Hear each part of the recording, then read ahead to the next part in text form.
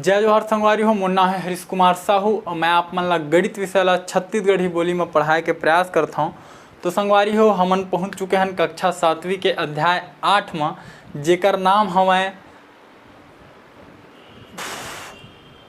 सर्वांग समता और अंग्रेजी में आप मन ओला बोल सकत हो कांग्रुएंस। ठीक है, ओकर अंतर्गत हमन हाँ कुछ परिभाषा ला देखें और सर्वांग समता के अर्थ उदाहरण मन ला समझें। अब पहुंच चुके हैं उदाहरण क्रमांक 1 में। तो आज मैं आप मन ला जो अध्याय में उदाहरण क्रमांक 1 दे हवै ओला हल करके दिखाऊं। ठीक है, तो आओ उदाहरण क्रमांक 1 का बोलते। तो संलग्न चित्र में, ठीक है, हमला ये चित्र दिए हुए हवै, एमा त्रिभुज ABC हा का हवै सर्वांगसम हवै काकर त्रिभुज EFG के। तो स्पष्ट बोल दीज प्रश्न कि ये वाला जो त्रिभुज है एकर सर्वांगसम हमें। ठीक है, ये दोनों त्रिभुज आपस में सर्वांगसम है। तो निम्न का मान ज्ञात कीजिए। तो ये हमला 4 ठो प्रश्न के रूप में दे हवै, एकर हमला मान ज्ञात करना है। ठीक है, तो संगवारी हो जगह के मोर में कमी हवै, एकर सेती मैं का करत हूँ, ए वाला मेले मैं बांटत हूँ। ओकर बाद ये हमारा हो गए प्रश्न वाले पार्ट, और जो भी आप मन ला हल करके दिखाऊँ वो ये वाला हिस्सा में हल करके दिखाऊँ। तो आप मन क्रम से लिखत जाहूँ, पहले एती लिखूँ, फिर एती लिखूँ, फिर एती लिखूँ। ठीक है, तो चलो एला शुरू करथन हमन। हाँ, तो ए में सबसे पहली लिखेल पढ़ी हल। ठीक है, हल लिखे के बाद का लिखबो, सबसे पहली दिया गया है लिखबो। जो प्रश्न का दे दे है ये वाला त्रिभुज ओकर सर्वांगसम है, तो मैं लिख देथन दिया गया है। ठीक है, का चीज दे हवै, तो त्रिभुज ABC हा सर्वांगसम हवै त्रिभुज EFG के।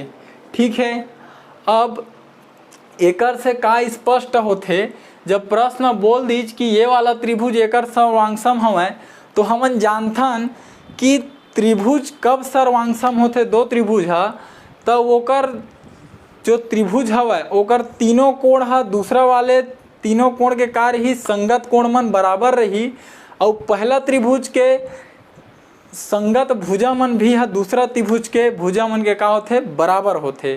तो आओ यही बात ला लिख देथन, अतः त्रिभुज ABC के सभी अवयव, ठीक है, ये वाले त्रिभुज के सभी अवयव मतलब तीनों कोण और तीनों भुजा हा त्रिभुज EFG के सभी संगत अवयवों के बराबर होंगे।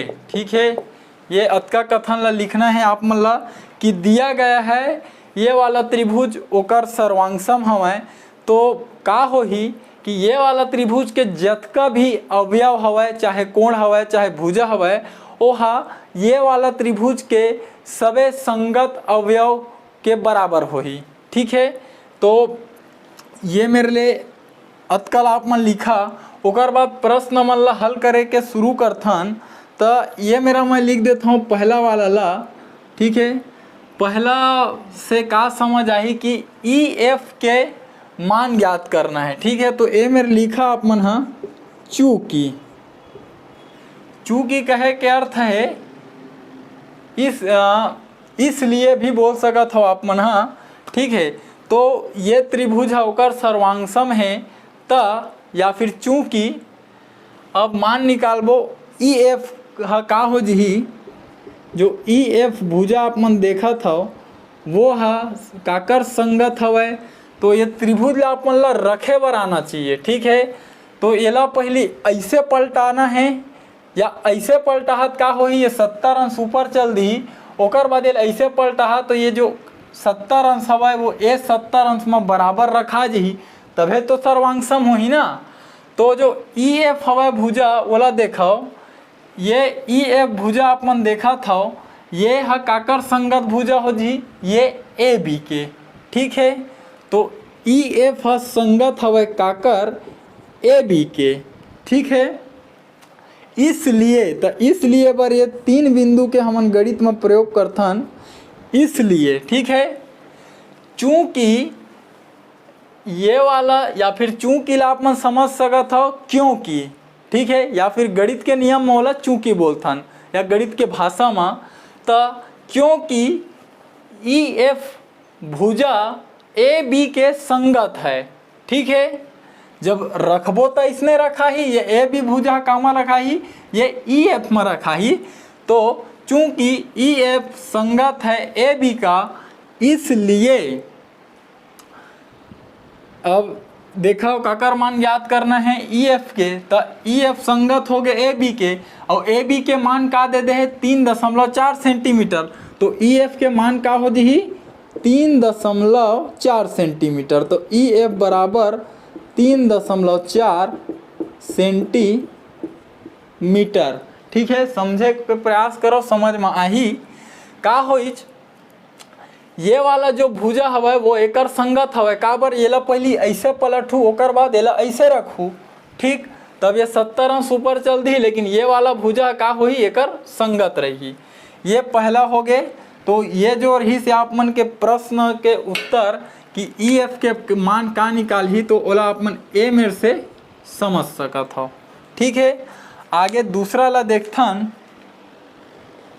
तो फिर से मैं लिखा आप मन है चूंकि, अब काला पूछे है बी सी ला, तो ये हुई बी सी भुजा एक आकर संगत हो ही, ये बी सी वाला है।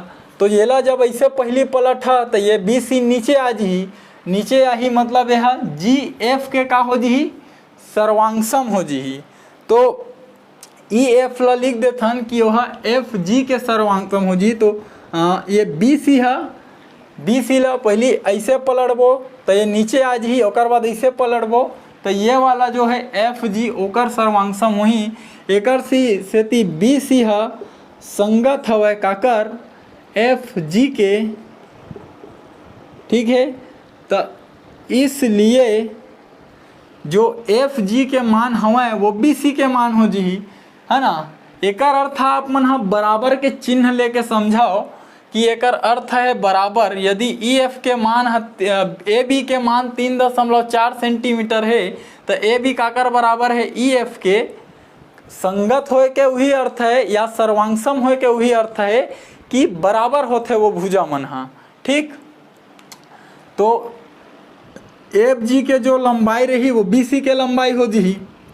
एफ जी के लंबाई 5 सेंटीमीटर दे है तो बी सी के लंबाई भी का हो जी 5 सेंटीमीटर। तो बी सी बराबर 5 सेंटीमीटर, ठीक है। ये आपके जो दूसरा प्रश्न रही से एक उत्तर हो गए, ठीक। अब तीसरा ला देख लो।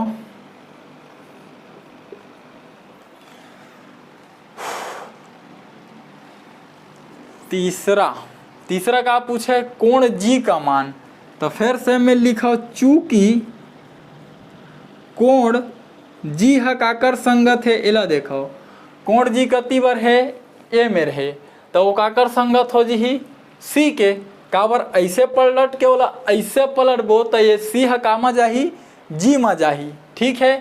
तो जी हा काकर सर्वांगसम है कोण सी के, तो जो कोण सी के मान है वही कोण जी के मान हो जी। इसलिए कोण जी बराबर देखो सी में कतका दे 40 अंश, तो एकरो मान हो जी 40 अंश, ठीक।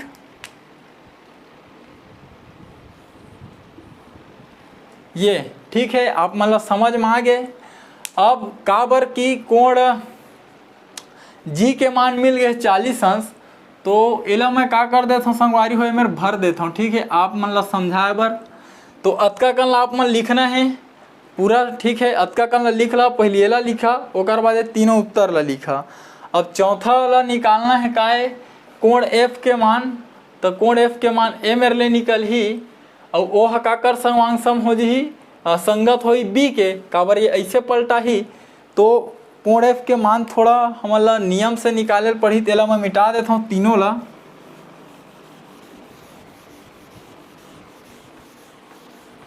आप मन लिख ला वीडियो ला रोक के, ठीक है।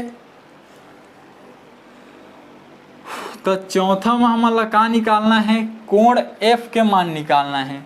तो कोण एफ के मान में आप मन समझाओ, हमन ये वाला त्रिभुज ला ले लेथन कि ई एफ जी, तो मैं लिख देता हूँ मैं त्रिभुज ई एफ जी में, ठीक है। ये वहाँ का हो ही तीनों त्रिभुज में भाई, जब हम जानथन कि त्रिभुज के तीनों कोणों के योग कतका होथे 180 अंश होथे, तो ये मेरे लिख देथन कि ये त्रिभुज हवय तो एक तीनों कोण के मान मतलब कोण ई के मान और कोण एफ के मान और कोण जी के मान ला जब जोड़बो तो कतका मिलही 180 अंश, ठीक है।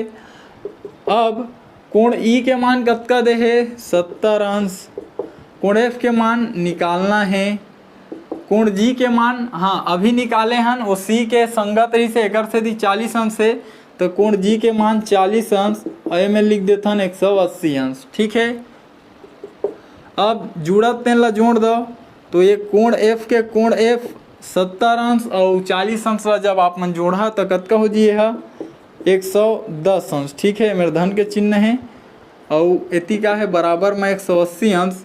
अब का करो, कोण एफ के मान निकालना है, कोण एफ ला यही में रहन दो, ये 180 अंश 110 अंश ला ए पार लाओ तो ये ऋण हो गए, इनमें लिख दहा पक्षांतर करने पर का कर पक्षांतर करें, ये 110 अंश धन मरी से ए पार ले गए तो का हो गए ऋण में।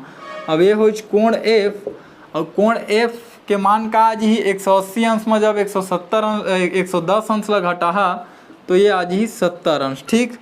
तो यही का हुई आपके उत्तर, कोण एफ के मान जो पूछे रही से कतका है तो ओकर मान 70 अंश है, ठीक है। तो बहुत ही आसान हवय, थोड़ा से समझे के प्रयास करूँ संगवारी हो। ये ला आप मन ला का है रखे बर आना चाहिए एक त्रिभुज ला दूसरा त्रिभुज के ऊपर, ओकर बाद पता चल जाते कि कौन भुजा काकर संगत है, कौन से कोण काकर संगत है, ओकर बाद आसानी से उसका उत्तर निकल जाते, ठीक है।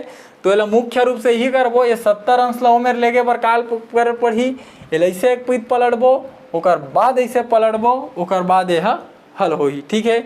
तो उम्मीद करता हूँ संगवारी हो जो आप ला समझाए के प्रयास करें आपके समझ में आए हैं। यदि आए तो वीडियो लाइक कर दू एक ठा, चैनल ला सब्सक्राइब करे बर झन भुलाहू, ताकि आपके जरूरत के वीडियो ये चैनल में आप मन ला मिलत रहे। संगवारी हो कोशिश करूँ ये वीडियो ला आप मन हमारे छत्तीसगढ़ के कोई गरीब और जरूरतमंद लड़का तक पहुँचा पाओ, ताकि वो गरीब लड़का जिन ना ही कोई प्राइवेट स्कूल में पढ़ सके और ना ही कोई ट्यूशन क्लास जा सके, तो वो लड़का तक ये वीडियो पहुँचे और वो वीडियो ला देख के शिक्षा ला निःशुल्क रूप से प्राप्त कर सके। तो ठीक है संगवारी हो, हमार भाषा हमार पहचान, जय जवान जय किसान, राम राम जय जोहार, जय छत्तीसगढ़।